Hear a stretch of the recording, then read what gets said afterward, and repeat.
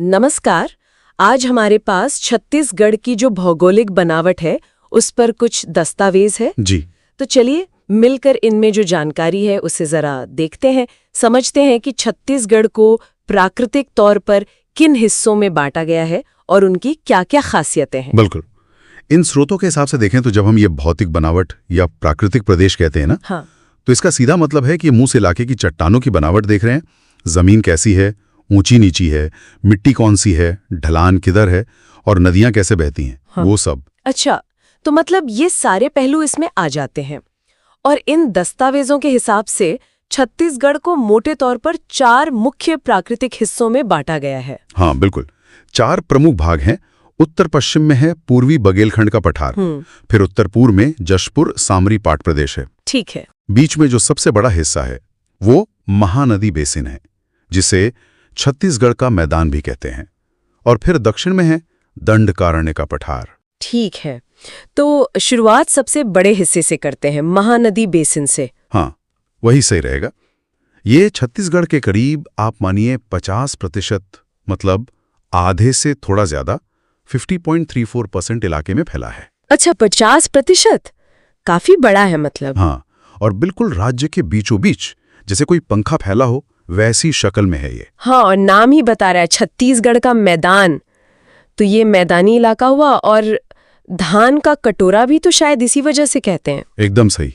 धान की खेती का मुख्य केंद्र यही है, और यहाँ की औसत ऊंचाई भी पूरे राज्य में सबसे कम है, करीब करीब 300 मीटर के आसपास। अच्छा, दिलचस्प बात यह है कि ये बना किससे है, मतलब चट्टानें कौन सी हैं यहाँ? यहाँ मुख्य रूप से कडप्पा क्रम की चट्टानें मिलती हैं, और इन चट्टानों की खासियत है कि इनमें चूना पत्थर और डोलोमाइट बहुत मिलता है। ओह अच्छा, मतलब सीमेंट उद्योग के लिए जरूरी। बिल्कुल, और कहीं कहीं तो इन स्रोतों में हीरे मिलने की संभावना भी बताई गई है। अरे वाह।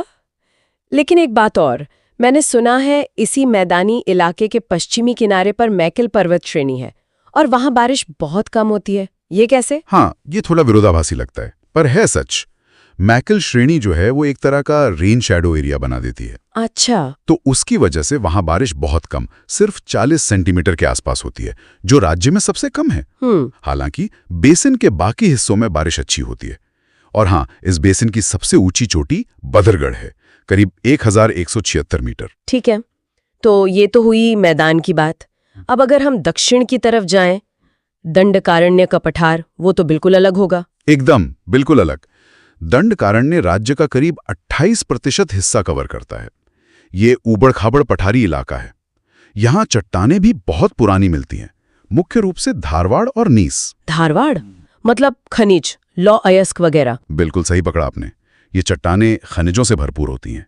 छत्तीसगढ़ का जो प्रसिद्ध लौह अयस्क है और टीन भी, वो यहीं मिलता है। भिलाई स्टील प्लांट को कच्चा माल काफी हद तक यहीं से जाता है। जी, और यहाँ की मिट्टी कैसी है और बारिश? बस्तर का इलाका तो इसी में आता है ना? हाँ, बस्तर संभाग का ज्यादातर हिस्सा इसी पठार पर है। मिट्टी यहाँ लाल, रेतीली और लाल दोमट मिलती है। ये मोटे अनाज जैसे कोदो कुटकी उनके लिए ठीक रहती है। और बारिश तो यहाँ गजब की होती है। यहीं अबुझमाड़ की पहाड़ियां हैं, जहाँ राज्य में सबसे ज्यादा करीब 187 सेंटीमीटर बारिश रिकॉर्ड की जाती है। 187 सेंटीमीटर, इसीलिए इसे छत्तीसगढ़ का चेहरा पूंजी कहते हैं शायद। जी हाँ, बिल्कुल। और इस इलाके की सबसे ऊंची चोटी है नंदीराज, 1210 मीटर। वाह, मतलब एक तरफ सबसे कम बारिश वाला मैक्कल और दूसरी तरफ सबसे ज्यादा बारिश वाला अबुझमाड़।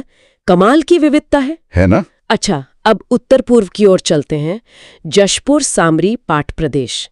ये पाट शब्द का क्या मतलब है? अच्छा, टेबल लैंड जैसा। हाँ, ये छत्तीसगढ़ का सबसे छोटा प्राकृतिक प्रदेश है, केवल 4.5% के आसपास। और ये दक्कन ट्रैप की लावा वाली चट्टानों से बना है। दक्कन ट्रैप मतलब बॉक्साइट? एकदम सही। इन चट्टानों में बॉक्साइट खनिज खूब मिलता है, इसीलिए इसे कई बार बॉक्साइट का मैदान भी कह देते हैं। एल्यूमिनियम उद्योग के लिए बहुत महत्वपूर्ण है ये।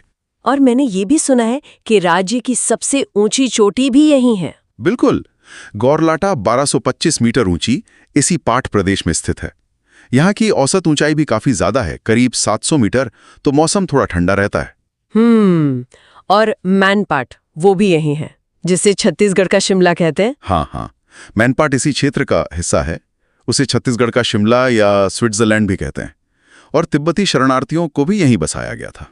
अच्छा, और यहाँ की मिट्टी और फसलें कैसी हैं? यहाँ ज्यादातर लेटेराइट मिट्टी मिलती है। ये मिट्टी अक्सर ज्यादा बारिश और ऊंचाई वाले इलाकों में बनती है, और ये बागवानी फसलों के लिए जैसे चाय, आलू, टमाटर, लीची, इनके लिए काफी अच्छी होती है। समझ गई, बहुत बढ़िया।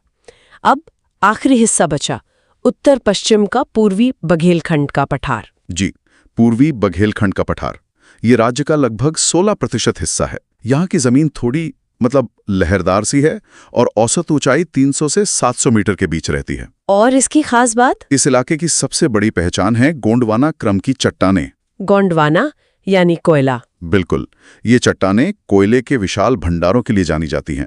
छत्तीसगढ़ और देश की ऊर्जा जरूरतों के लिए ये बहुत ही ज्यादा महत्वपूर्ण है। अच्छा, तो कोयला यहाँ की मुख्य चीज है। मिट्टी और नदियां कौन सी हैं यहाँ? यहाँ लाल पीली मिट्टी आम है, और नदियां हसदेव, रिहंद, कन्हार जैसी नदियां इसी इलाके से बहती हैं। इस क्षेत्र की सबसे ऊंची चोटी देवगढ़ है, लगभग 1033 मीटर।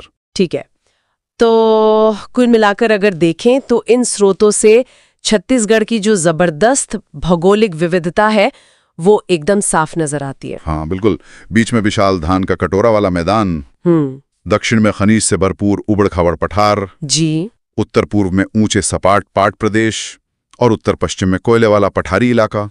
हर क्षेत्र अपने आप में अलग।